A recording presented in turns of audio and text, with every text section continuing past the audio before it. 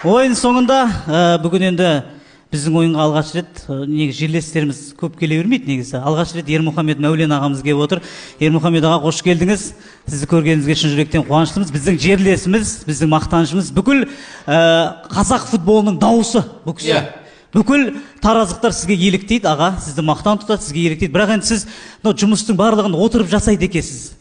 Жаңа футбол федерациясында да отырасыз хатшы болып, комментаторда да отырасыз, мына жерде де отырсыз. Сол сізге еліктеп, біздің Тараз футболы бірінші лигаға отырып алды, аға.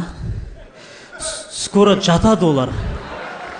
Сол сіз енді бір кішкене тұрып, орныңыздан тұрып, қимылдап, бір-екі движениелер жасап, жаңағыдай тренировка қылып, соны сіз боп, біз боп футболды аяқтан тұрғызып алсақ. Сіздермен бірге болған тараздық медиум. Летели кулаки, летели